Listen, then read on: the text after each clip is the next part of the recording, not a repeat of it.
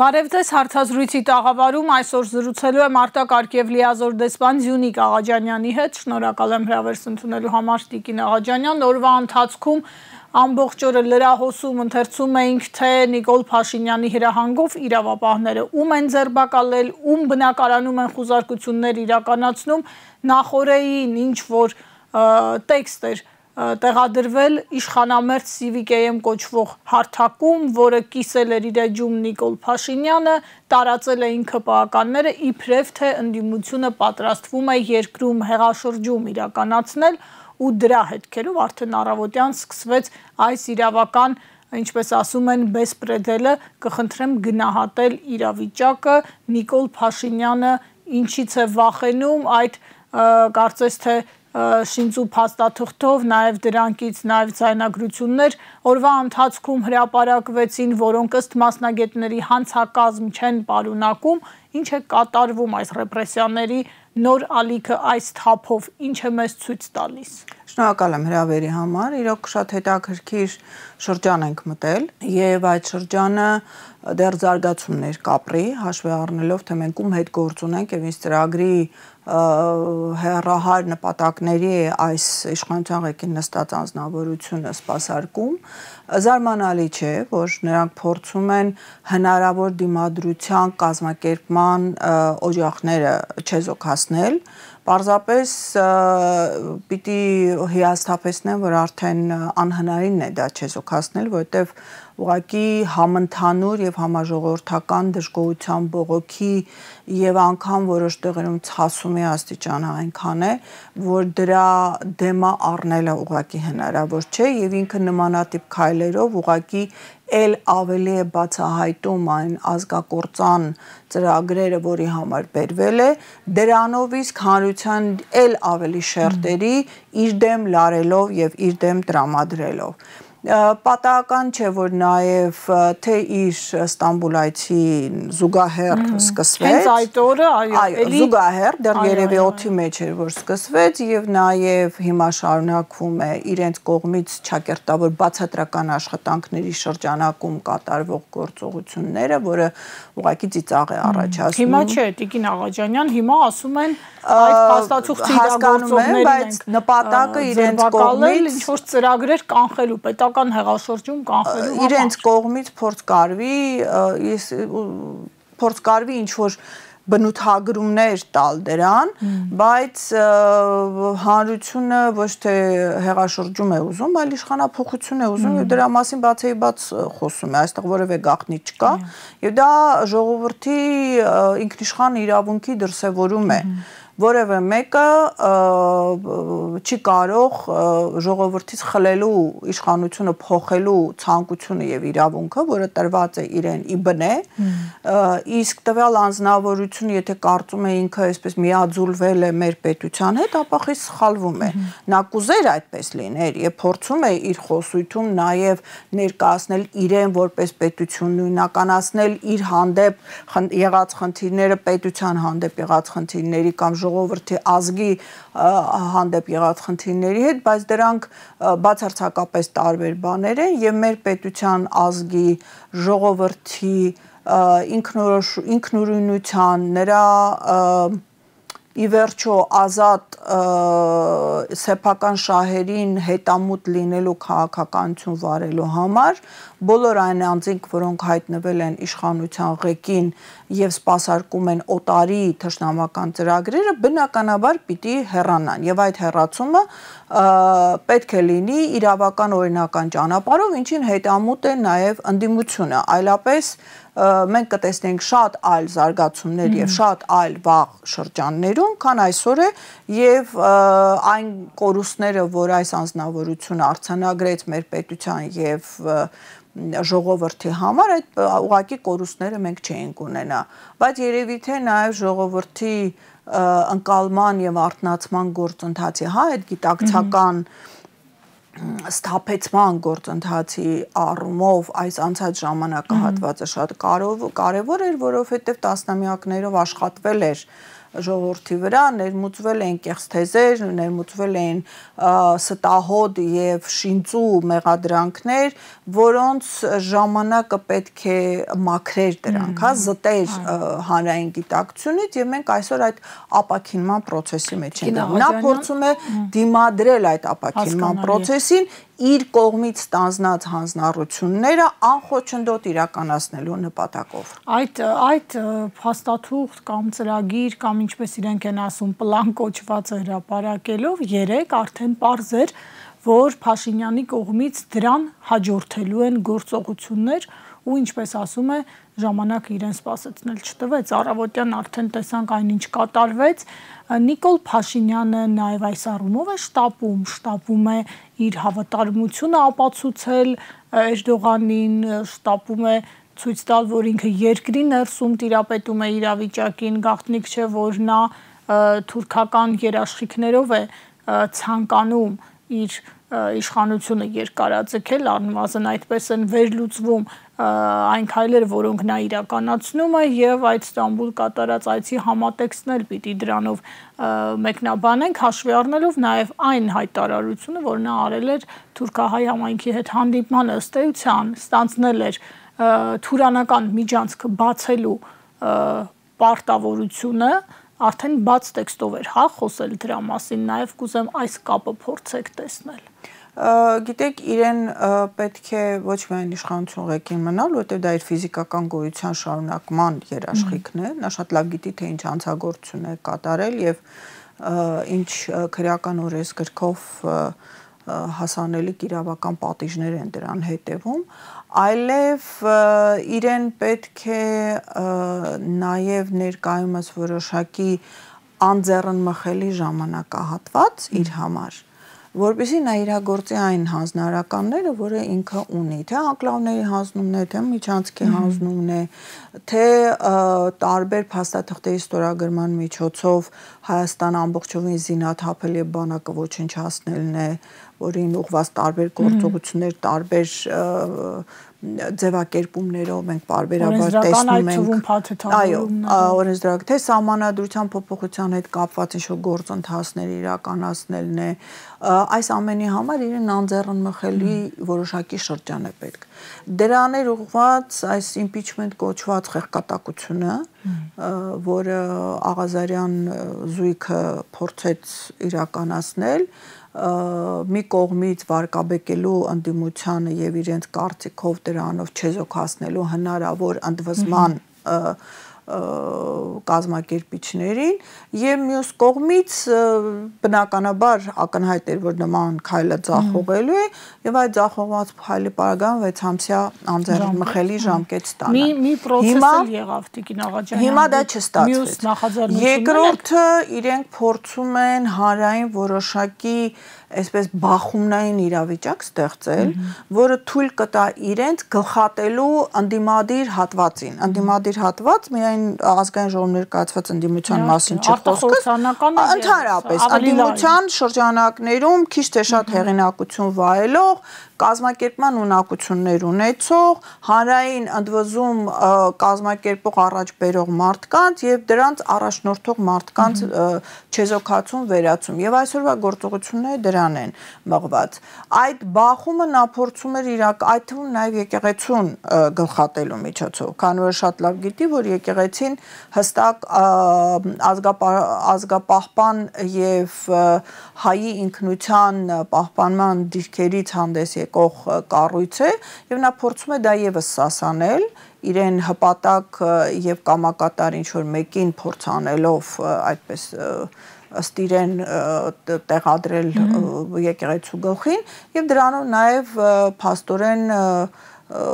կտրելու սփյուռքյան ձեռքերը նաև հաշվի առնելով, որ եկեղեցին այն մեծ ցանցն է, որով կապվում է նաև մեր սփյուռքահայ համայնքը հայրենիքի հետ։ Այս ամենը մի թնջուկի մեջ է, այս ամենը եփվում է եւ հիմա նա փորձում է այդ քայլերով իր կարծիքով երկու հարց լուծել։ Նախ գլխատել, ինչպես ասացի, այդ ընդդիմության հնարավոր առաջնորդների զանգվածը վերացնել եւ երկրորդը իր համար, այսպես ասած, զոհի կերպար ստեղծել, իբրև թե այսպես հեղաշրջում են անելու, իրեն հեռացնելու են եւ այլն, եթե մենք քայլենք մեր երկրի փողոցներում եւ երևի թե հարցվածներից 10-ից 9 ցանկություն կհայտներ, որ նա երևի թե երբևէ իշխանության չգար, ել չեմ ասում, որ նա մի օր առաջ հեռանար այդ իշխանությունից։ Եվ այս առումով իր կողմից ենթադրյալ գլուխների կտրելը օգուտ չի տալու, հետո այդ գլուխներին կարող են շատ հանգիստ փոխարինել այլոք։ Այստեղ քանի որ մենք խոսում ենք հանրային ընդհանուր ընդվզման ընկալման հետ, կարծում եմ փոխարինողների պակաս չի լինելու, ել չեմ ասում, որ իր կողմից շինծու հնարովի մեղադրանքներով են փորձում այս անձանց փաստորեն փակի տակ պահել, իսկ դրանցով նրանք արդեն էլ ավելի մեծ հեղինակություն են սկսում վայելել հանրության շրջանում, անգամ այն մարդկանց, որոնք այլ պարագայում կարող էին ինչ-որ վերապահումով վերաբերվել նշված մարդկանց, եւ այս պարագայում նրանք արդեն դառնում են այս անարդարացի հետապնդման զոհ դարձող մարդկանց աջակիցներ։ Հասկանալի, այս նույնը համատեքստում դիտարկելի է Սամվել Կարապետյանի կալանավորումը եւ փաստորեն ըստ էության այս ռեպրեսիաների ալիքը սկսվեց հենց նրա կալանավորմամբ, որը եկեղեցուն սատարող հայտարարություններ արել եւ տեսակետ կա, որ Փաշինյանը դրա միջոցով փորձում է ցույց տալ մարդկանց, այ որ նույնիսկ այդ հեղինակությունը կապերը ունեցող անձնավորությունն է այս պահին կալանքի տակ, ապա դուք էլ կլինեք, եթե հանկարծ համարձակվեք ինչ-որ քայլ անել իշխանության դեմ։ Գիտեք, պարոն Կարապետյանի պարագայում ես կարծում եմ, որ ինքը ի սկզբանե երևի թե նման նպատակ չուներ, պարզապես պարոն Կարապետյանի հարցազրույցը պատերվակ դարձավ, որպեսզի նա իր այդ ցանկությունը իրականություն դարձնի, իսկ նա հարմար առիթ դարձավ դա իրականացնելու, այո, եւ իր կողմից իբրև թե դագանակը օգտագործելու կամ իր սիրելի մուրճը օգտագործելու եւ բիզնես ոլորտի մարդկանց վախեցնելու համար։ Հիմա հարց կառաջանա ինչու այս մարդկանց, երբ որ այս մարդիկ փաստացիորեն տնտեսության քիչ թե շատ կայունության հիմքն են կազմում։ Եվ առնվազն հլու են իրեն, գոնե մի հլու չեն, բայց գոնե ակնհայտ ընդվզում չեն իրականացնում։ Ինքը շատ լավ գիտի, թե ինչ ձևով է նա եկել իշխանության։ Նա շատ լավ գիտի, որ այդ բիզնես շրջանակները ինչպիսի աջակցություն են իրեն ցուցաբերել այն ժամանակ, եւ նա փորձում է իր իսկ անցած ճանապարհը նկատի ունենալով կանխել նման հնարավոր զարգացումները, իր կարծիքով վախեցնելով բիզնեսմեններին եւ նրանց զսպաշապիկ հագցնելով, բայց կարծում եմ, որ այստեղ եւս տարբեր կալիբրեր գոյություն ունեն, եթե կան մարդիկ, որոնք ցանկացած պարագայում կարող են ճկվել եւ հարմարվել, ապա կարծում եմ հիմա գործարար զանգվածի մեծ մասը հասկանալով, որ իրենք որևէ կերպ ապահովագրված չեն եւ այս անձնավորությունը ոչ թե ուղղակի ինչ որ անհասկացող կամ սխալ քաղաքականություն է վարում, այլ միտումնավոր երկիրը կործանման է տանում, իսկ երկիրը կործանման տանելով իրեն շահերն են վնասվելու, այսինքն այստեղ զիջման տեղ չկա։ Եվ նրանք շատ լավ հասկանում են, որ օտար էլեմենտները երկիր մտնելուն պես առաջինը իրենց բիզնեսներն են զոհ գնալու, քանի որ են ասում քաղցր պատառը իրենք են, հա, եւ բացի այդ տնտեսական վերահսկողության փորձ է անելու նաեւ հանրային հնազանդություն իրականացնել։ Եվ այստեղ մեծ հարցականներ կան, թե իրոք բիզնես շրջանակները կենթարկվեն նմանատիպ վախի սպառնալիքի, իհարկե նրանց ինչ որ մի զանգվածը ինչպես մենք տեսնում ենք սպասարկու օլիգարխների միջոցով չորոշի, որ իրենց համար անգամ կրոնը նշանակություն չունի, կարևորը իրենց դոլարները հոսեն իրենց գրպանները։ Տիկին Աղաջանյան, զուգահեռ այս գործընթացի տեսանք նաև ազդակներ Մոսկվայից, հենց իշխանական օլիգարխ Խաչատուր Սուքիասյանի հետ կապված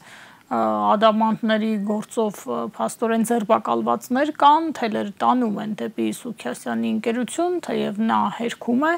որևէ կապը այդ խմբի հետ, բայց Ռուսաստանի համապատասխան մարմինները այդ տեղեկությունը պաշտոնապես հրապարակել են։ սա Ռուսաստանի կողմից արդյոք ազդակ է, հասկանալի է, չէ, որ նոր չի գուցե, որ իմացել են ինչ առնչությունների մասին, գուցե հիմա է եկել իրենց կարծիքով ժամանակը։ Կարծում եմ դա զգուշացնող քայլ է, եւ ես ուզում եմ մեր հանրությանը հիշեցնել ժամանակին, կհիշեք ծխախոտի Մաքս Անենք ճանապարհով գնալը թմրանյութերի մեծ քանակ 1 տոննան այստեղ դեռ բավականին անհասկանալի վերջերս նաև վրացական հատվածում օրեր առաջ բառացի 1 քառորդ տոննա թմրանյութերի արտահանումը եւ բազում այլ խնդիրներ մենք տեսել ենք ես կարող եմ մի բան ասել որ Եթե ինչ-որ պահի ռուսական կողմը կարող էր աչք փակել չուզենալով ներքին իրադարձություններին ինչ-որ մի ձևով ազդեցություն գործողի տպավորություն ստեղծել, ապա կարծում եմ հիմա հասկանալով, որ բանը բանից անցել է եւ նմանատիպ զիջողական քաղաքականությունը բացարձակապես սխալ է ընկալվում իշխանության ղեկին նստած անձի եւ խմբակի կողմից եւ իրենց թվում է իրենք կարող են իրենց ուզած ձևով մանիպուլացնել, վերջում էլ ական դնել ռուսական շահերի տակ այստեղ կարծում եմ որ մենք աստիճանաբար կտեսնենք այդ հանցագործ երևույթների բացահայտումներ եւ մենք կհասկանանք բացի այն որ մեր հանրային դաշտում մենք տեսնում ենք սարսափելի մեծ կոռուպցիոն դրսևորումներ գրեթե ամենուրեք իրենց շրջանակների ամենատարբեր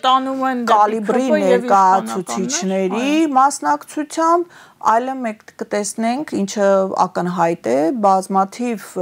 դրվագներ ամենատարբեր երկրներից թե ռուսական դաշտում նրանց գործունեության հետ կապված թե արևմտյան դաշտում իրենց գործունեության հետ կապված որովհետև արևմտյան որոշակի շրջանակներ ունեն վերահսկողություն թե իրենց ֆինանսական ռեսուրսների եւ թե կոմպրոմատային տարբեր ուրեմն փաթեթների տեսքով եւ իրենց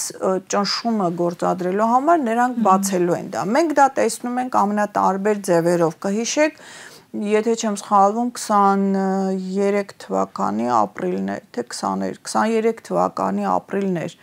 երբ այս իշխանության ղեկին նստած անձը փորձեց այսպես մի փոքր շեղում կատարել դեպի ռուսական դաշտ եւ մենք այդ կոկայինի դրվագը անմիջապես հատկապես Իտալիայում բռնագրաված 3 տոննայի մասին իմացանք, որի շարունակությունը հայտնվեց Հայաստանում Մենք այդ շրջանում նաև ակտիվորեն տեսանք տարբեր միջազգային մարդու իրավունքների պաշտպանությամբ հանդերձ եկող կազմակերպությունների կողմից զեկույցներում քննադատություն այս իշխանության գործողությունների առումով եւ վարկանիշի անկում։ Այսինքն դրանք այն դեղին քարտերն են, որ արևմուտքը սկսում է ցույց տալ իշխանությանը բացատրելով, որ մեր կողմից գծած ուղուց մի շեղվի, այլապես ներում բեկում չի լինի։ Հիմա արդեն մենք տեսնելու ենք տարբեր տեղերից իրենց կոռումպացված եւ հանցագործ գործողությունների աստիճանական բացահայտում, այստեղ արդեն մրցակցություն է գնալու, թե ով ինչքանով է ազդելու նրանց վրա։ Հանրությանը մնում է ուղղակի դիտել եւ հասկանալ թե ինչի հետ գործ ունեն, իսկ այդ ամեն բացահայտված երևույթը հերթական անգամ ամրագրում է այն համոզմունքը, որ այս իշխանությունները բացառապես օտարի ծրագիր են սպասարկում։ Ղաջանյանից կային արհամարանքը, այն ուղղակի ոչ մի սահմանում չտեղավորվող բառապաշարը, այն գրեհկությունը, որով այդ զույգը խոսում է հանրության հետ, ինչ բացատրություն ունի եւ դա վերաբերում է հայ առաքելական եկեղեցու վերաբերյալ իրենց գրառումներին եւ վերաբերում է իրենց քննադատներին, ուղղակի չլսված մի բան է տեղի ունենում, որը հավանաբար որևէ երկրում չի եղել ու գուցե չլինի էլ առաջին դեմքերի մակարդակով նման բառապաշար, նման ինչ-որ անհեթեթ գրառումներ, ինչ են անում սրանով, զբաղեցնում են հասարակությանը, ուզում են իրենք մնալ օրակարգում, շեղել կարևոր հարցերից։ Սա մի քանի բացատրություն ունի, սա մեկ դրսևորում, բայց մի քանի բացատրություն ունի։ Ժողովրդական ասույթ կա, խոզի գլուխը դրեցին գորգին, գլորվեց ընկավ ցեխը։ Այսինքն մարդը իր էությունն է դրսևորում։ Նրանց այսպես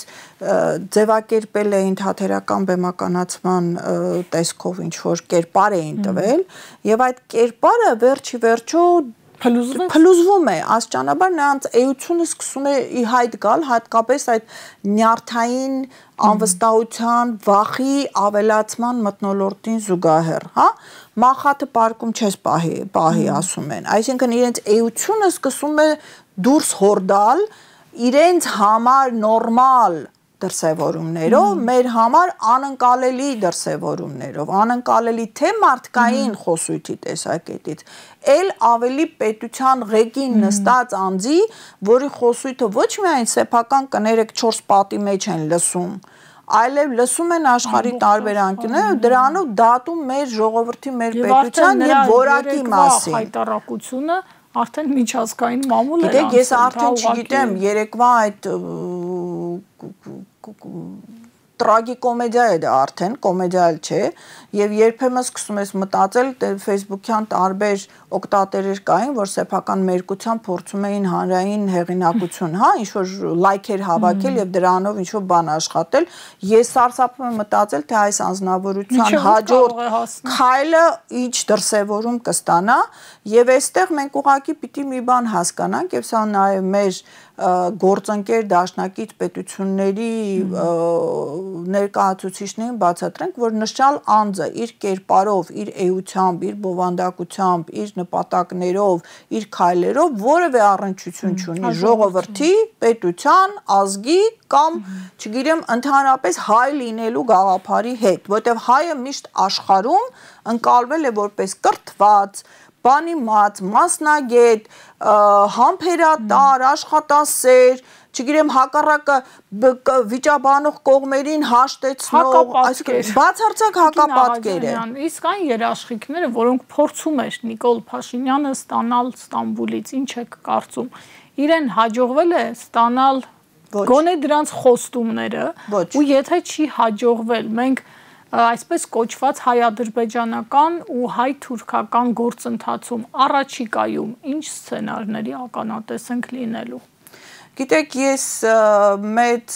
ակնկալիքներ չունեմ ինչ-որ լավ զարգացումների առումով, բայց հաշվի առնելով էլի եմ նշում հանրային արթնացման եւ ապաքինման գործընթացները, ես մեծ հույս ունեմ, որ այն ծրագրերը, որը ցանկանում է այս իշխանության ղեկին նստած անձնավորությունը նույն այդ թուրք-ադրբեջանական թելադրանքով ի վերջո իրականացնել իր համար բաղձալի այդ խաղաղություն անունը կրող չարաբաստիկ ինչ որ թղթի վրա, որի տակ ստորագրություն լինի ստանալու համար, որը իրեն ոչինչ չի տալու, ասեմ Հայաստան պետությանը էլ ավելի վատ վիճակի մեջ է դնելու, այս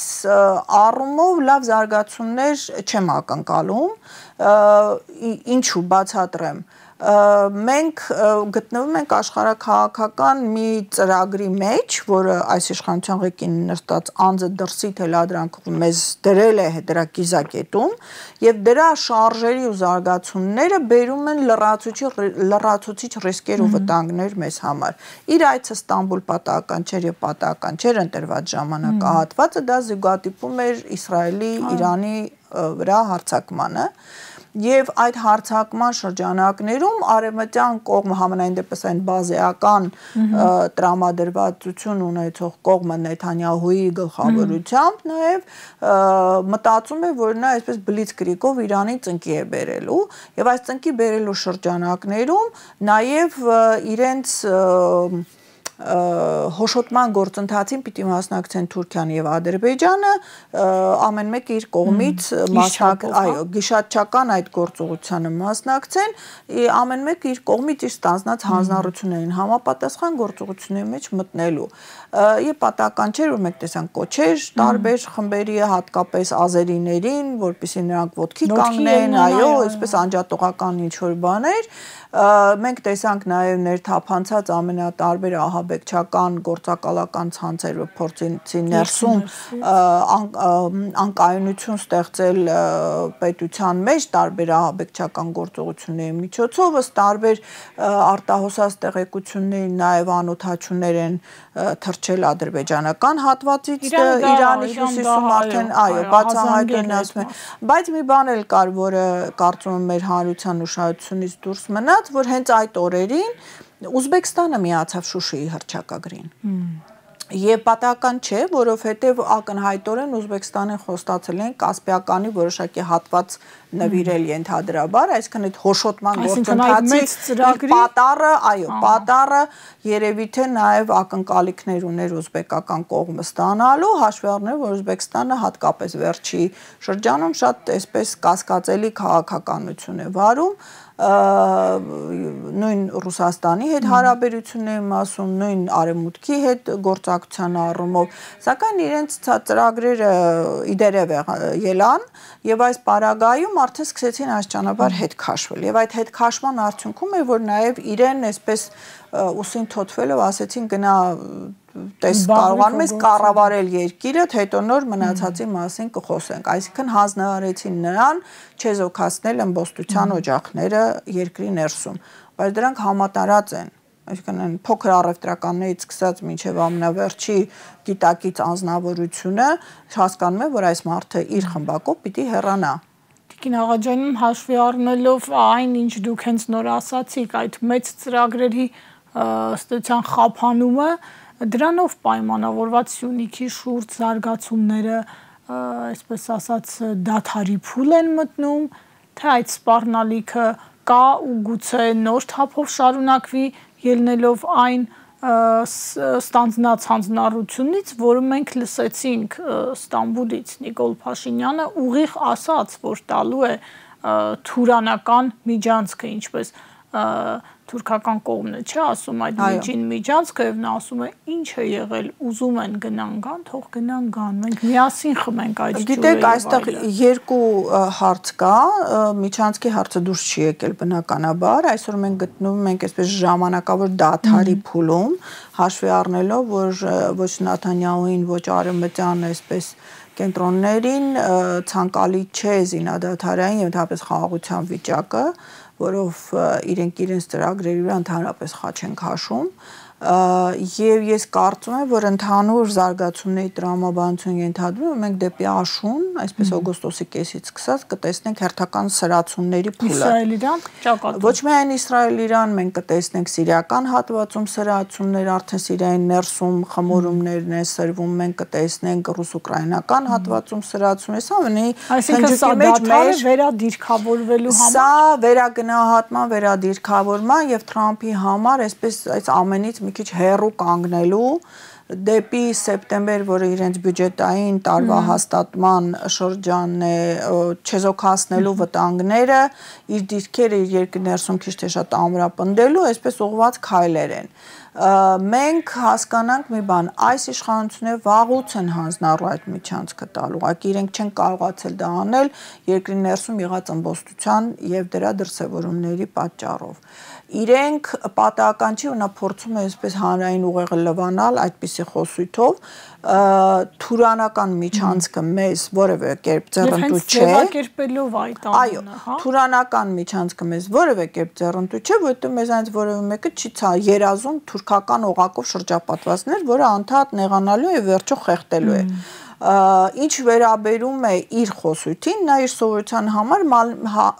համաձայն մանիպուլացնում է, սկսում է մի բանից եւ բոլորովին այլ բանով փորձում այդ հանրային տրամադրությունը փոխելու գործընթաց։ Ասում են մեծ թուրան են ստեղծում, բայց մենք խոսում ենք խաղաղության խաչմերուկի մասին։ Ինքը կարող է շատ բանի մասին խոսել։ Նույն բանը չէ դրանք, բոլորովին այլ բաներ են, որևէ մեկը չի առարկում բաց հաղորդակցման միջոցների եւ ճանապարհների ըստ պետության իր իրավական հիմքերի եւ կանոնակարգերի օգտագործման դեմ, բայց այստեղ դրա մասին չի խոսքը։ Եթե դրա մասին խոսքը լիներ, բնականաբար կարող են եւ մեր հյուսային ճանապարհներն օգտագործել, որոնք շատ ավելի կարճ են եւ այդտեղ խնդիր չկա, եւ երկաթուղին շատ ավելի տնտեսապես շահավետ կլիներ այդ դեպքում նաեւ մեզ կապելով Ռուսաստանի հետ, բայց այստեղ բոլորովին այլ ծրագիր եւ մենք բոլորը շատ լավ դա հասկանում ենք։ Այստեղ Հայաստանից պատառ պոկելով երկու թշնամի պետությունները իրար միացնելու ծրագիրը, որով Հայաստան ուղղակի խեղդվելու է։ Այսինքն բացի այն, որ քո հայրենիքից հատված են տալիս, ցանկությունն է նման հատված տալու, ինչ որ տնտեսական